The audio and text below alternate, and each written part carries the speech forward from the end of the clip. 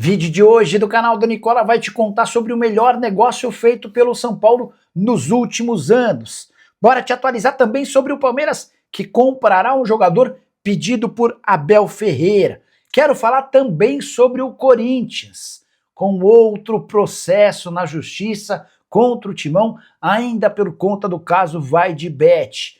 Para completar, multa no Flamengo, Admar super elogiado no Vasco, Textor ironizando o Vasco e garantindo que não sai do Botafogo. Tem também as últimas do mercado, bastidores, finanças e Gabigol explicando a sua intenção de conversar com dirigentes do Cruzeiro no fim da temporada.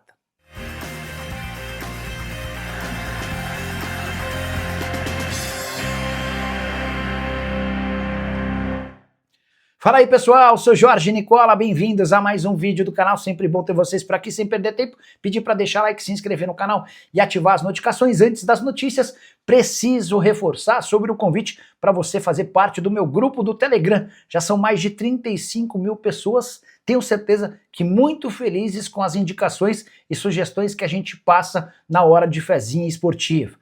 Tem data FIFA, jogos de seleções por todo mundo e a gente vai passando as sugestões de forma absolutamente gratuita. Para receber essas dicas, basta clicar no link do comentário fixo ou na descrição do vídeo. Você vai ser direcionado para o meu grupo no Telegram. A partir daí, basta me seguir. Combinado? Bora começar o vídeo com aquele tradicional giro de notícias para registrar a proposta para o novo Estatuto do Santos. E essa proposta prevê o fim do Comitê de Gestão, que é um órgão que foi criado para auxiliar o presidente nas grandes decisões. Além disso, também está programado, se for aprovado pelo Conselho Deliberativo e pelos sócios, que a partir desse novo formato e estatuto, o presidente do Peixe passe a ser remunerado. O que você pensa sobre a ideia do seu presidente de clube ter direito a um salário? Eu acho absolutamente necessário. Para completar o giro de notícias, conta aqui Denilson, ex-comentarista da Band e hoje no Sport TV, recusou a oferta para se mudar para a Cazé TV. Ele, inclusive, depois dessa recusa, renovou seu contrato com a Globo até o fim de 2028. Bora falar agora sobre Gabigol. O atacante do Cruzeiro voltou a falar depois de marcar um gol. Tem sido assim. Ele tem se mantido calado, toda vez que balança as redes, ele dá entrevistas.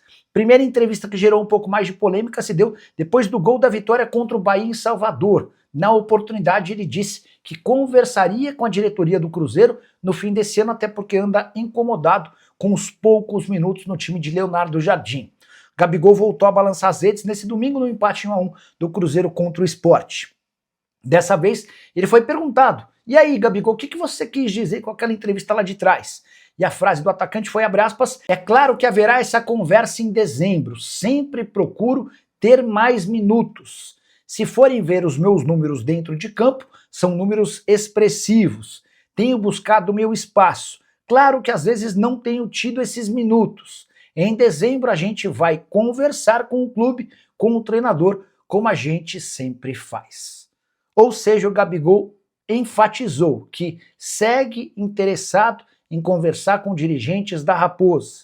Anda incomodado, até porque foi contratado para ser protagonista do Cruzeiro e hoje é reserva de Matheus Pereira e Caio Jorge. Só para completar o noticiário cruzeirense, contar que Matheus Henrique sofreu fratura em 2 costelas, num lance meio esquisito no jogo contra o Sport. Tratamento sem conservador, sem necessidade de cirurgia, mas não há um prazo para o retorno do atleta. Hora de falar sobre John Textor. Cheguei a contar para vocês que durante a segunda-feira, entre setoristas do Botafogo, existia uma especulação grande sobre a possibilidade dele ser excluído do comando do Botafogo, tudo por conta da briga dele com representantes do Grupo Eagle. O Textor resolveu falar em entrevista ao GE, primeiro para caçoar, para zoar o Vasco, e depois para assegurar que segue dando as ordens no Botafogo. Abre aspas para o empresário americano, abre aspas, não somos o Vasco, o João Paulo comanda o clube social e eles têm várias opiniões. Eles têm 10% do Botafogo, estão sempre convidados para colaborar quando quiserem, mas a Eagle Football tem 90%. Não somos o Vasco. Isso não é a 777. Temos bons acionistas e a governança do clube está boa. Não precisa de mudanças. Depois ele foi perguntado, e aí, Textor, e esse papo que vem da Europa dando conta de que você vai cair? abre aspas para ele, não tem como ter uma reunião da Eagle sem eu estar presente. Sou sócio majoritário da Eagle, empresa que é dona da subempresa Eagle Football e também de outras empresas. Haverá mudanças nesse grupo em breve, mas eu continuarei. Só é importante contar que apesar de todo esse otimismo do Textor, ele não tem o moral todo junto ao grupo Eagle porque ele fez uma série de promessas, pegou dinheiro emprestado e não devolveu. Até por isso hoje representantes do grupo Eagle tentam tirá-lo sim à força do comando do Botafogo. Saideira em relação ao Botafogo, Caio Pantaleão rompeu ligamentos do joelho esquerdo e só volta em 2026. Quero falar agora sobre o Vasco e alguém que está mandando muito bem. Admar Lopes, executivo de futebol cruzmaltino, cara de poucas entrevistas, mais de um trabalho extremamente interessante em pouco mais de 3 meses. Além de solucionar problemas financeiros, ele reformulou o elenco e melhorou bastante o Vasco. Chegaram Cauã Barros, Thiago Mendes, Andrés Gomes, Robert Renan, Matheus França e Carlos Cuesta.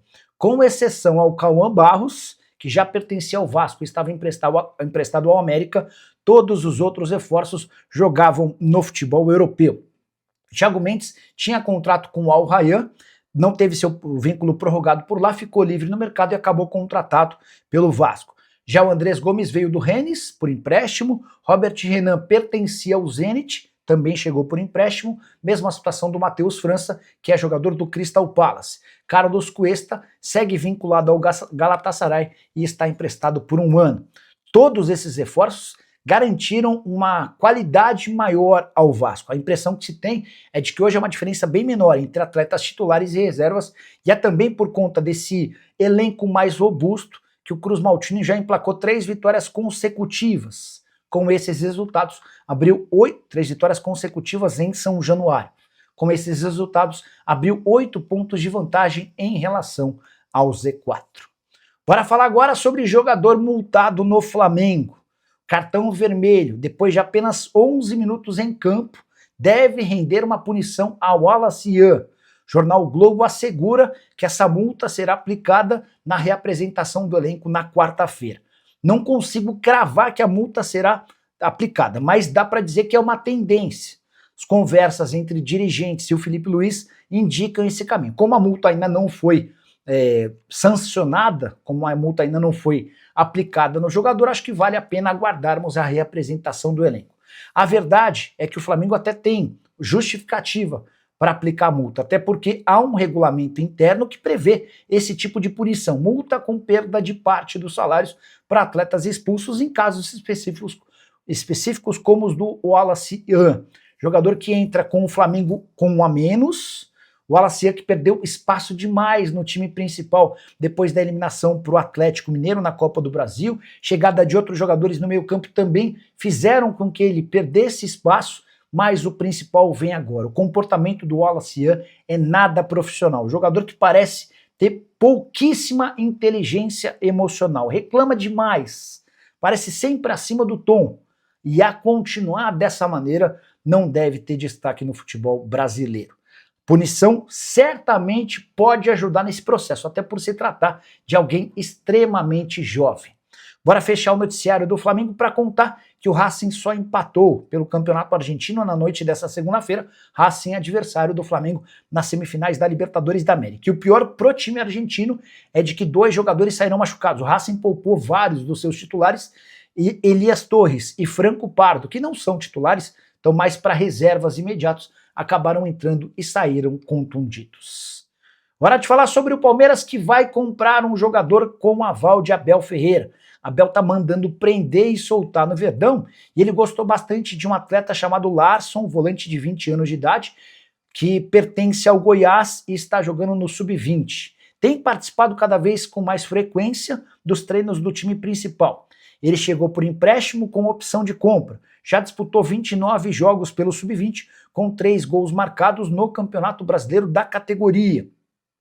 E é por conta desse bom aproveitamento nos treinos e também por causa da lesão do Lucas Evangelista que o Abel solicitou ao Anderson Barros que exerça a opção de compra. O negócio havia sido fechado quando ele chega do Goiás pelo João Paulo Sampaio, mas como o atleta se destacou em treinos no profissional, a negociação está sendo tocada pelo departamento de futebol da equipe de cima. Palmeiras tem direito a ficar com 50% dos direitos econômicos do atleta, cifras bem baixas, para um Palmeiras que vai arrecadar mais de R$1,5 bilhão nesse ano. Jogador que tem potencial com e sem bola, aquele tipo de volante moderno que tem agradado também nos treinos. Só para completar em relação ao Verdão, registrar que o Palmeiras nesse momento tem exatamente a pontuação que havia sido planejada pela comissão técnica. O Abel se reuniu com representantes do elenco no início da temporada, no início do Campeonato Brasileiro, para ser mais específico, e passou uma série de mini-metas. O Campeonato Brasileiro foi dividido em blocos. No primeiro bloco, o Palmeiras precisava ter feito 12 pontos e acabou somando 13. Depois, no segundo bloco, precisava ter feito 11 pontos e fez 9. No terceiro e no quarto blocos, o Palmeiras fez exatamente os 10 pontos que estavam planejados.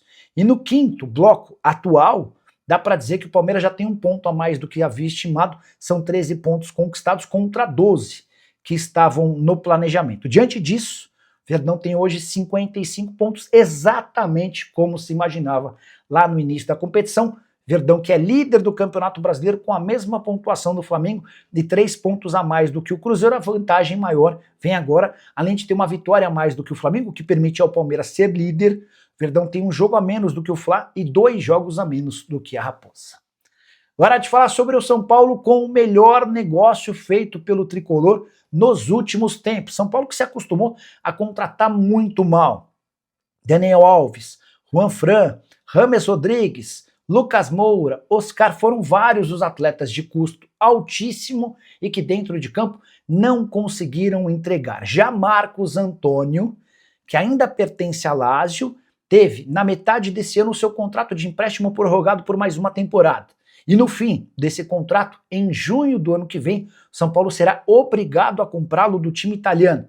Operação que vai gerar na casa dos 27 milhões de reais. Por que dá para dizer que o negócio é espetacular? Primeiro porque o São Paulo não precisou desembolsar os 27 milhões de reais no meio desse ano, como havia sido combinado no primeiro empréstimo. O Tricolor alegou dificuldades financeiras para a equipe italiana e conseguiu a prorrogação desse empréstimo por um ano com obrigação de compra. E essa parte da obrigação é melhor ainda, porque o Marcos Antônio tem jogado muita bola, 25 anos de idade, é o principal jogador do Tricolor desde o início da temporada. E hoje dá para cravar que o Marcos Antônio vale pelo menos o dobro desses 27 milhões de reais. Fui checar no Transfer Market, o valor atribuído ao Marcos Antônio gira na casa dos 8 milhões de euros ou 50 milhões de reais. Mas, em hipótese alguma, o São Paulo venderia hoje por algo nessa casa. Certamente haveria necessidade de um investimento maior do time interessado, atleta de enorme capacidade com a bola, sem a bola, e reparem como, a partir do momento em que ele saiu do jogo contra o Palmeiras, o São Paulo sentiu sua ausência no meio-campo e foi sendo engolido aos poucos pelo Verdão. É óbvio que a arbitragem foi determinante para a vitória por 3-2 do rival. Mas, enquanto o Marcos Antônio esteve presente, o São Paulo foi um. Ele saiu e o São Paulo se transformou para pior. Jogador formado na base do Atlético Paranaense, com passagens por Estoril, Shakhtar Donetsk, Lazio e PAOK. E você, qual outro jogador deixou boa impressão e foi bom negócio feito pelo São Paulo nos últimos tempos? Se tem alguns péssimos negócios, se você se lembrar de outro, também use o espaço para comentário e registre a sua opinião, beleza? Hora de falar sobre o Corinthians com mais um processo causado pelo caso VaideBet. Coisa só piora em relação a essa parceria que tinha tudo para ser a maior da história do futebol brasileiro. Vale a lembrança de que em janeiro do ano passado, Augusto Melo, então recém-eleito presidente, havia fechado um acordo com a VaideBet de 360 milhões de reais num contrato de 3 temporadas, 120 milhões de reais por ano. Coisa começa a degringolar quando se descobre que o Augusto, que havia prometido que não pagaria a comissão, indicou um laranja para ganhar 25 milhões de reais de comissão. O contrato com a VaideBet foi rompido, causando todos os prejuízos que você possa imaginar. Primeiro, porque o Corinthians já havia se comprometido a pagar 41 milhões de reais à PixBet, que era a patrocinadora anterior. Ela teve seu contrato rescindido e o Corinthians se viu obrigado a indenizá-la. Depois, porque a VaideBet também acionou o Corinthians na justiça. Mas a novidade vem agora, Toninho Duetos está processando o Timão. Ele cobra 8 milhões e 400 mil reais, que seria um valor correspondente a 1/3 dos 25 milhões de reais que o Corinthians prometeu pagar a intermediários. Contrato de 360 milhões de reais, essa comissão equivale a 7% do valor. Detalhe importante, antes do Toninho Duetos, Sandro Ribeiro e Washington Araújo também haviam processado o Corinthians pedindo os mesmos 8 milhões e 400 mil para cada. Eles alegam que eles sim foram os grandes responsáveis em intermediar o acordo, apresentando o dono da VaideBet ao Corinthians. Timão que já conseguiu um novo patrocinador master, a Esportes da Sorte, e que nesse momento busca no mercado interessados em pagar mais do que a atual patrocinadora. Só para completar, registrar que na noite dessa segunda-feira, o Conselho Deliberativo do Corinthians se reuniu e aprovou, com presença bem pequena de conselheiros, apenas 45% dos conselheiros presentes, por unanimidade, a revisão orçamentária. A verdade é que o Augusto Melo, no início do ano, havia feito projeções completamente fora da realidade em relação a receitas e despesas do Corinthians. E todos esses números precisaram ser revisados. Só para vocês entenderem, o timão de Osmar Stabile prevê um aumento de 174 milhões de reais nas despesas do clube. O total de gastos passa de 554 milhões para 727 milhões. A consequência, em vez de um superávit, como imaginou Augusto, o Corinthians terá déficit de 83 milhões e 300 mil reais. Se curtiu o vídeo, não esquece de deixar like, de se inscrever no canal. A gente se encontra assim que surgir notícia. Tchau!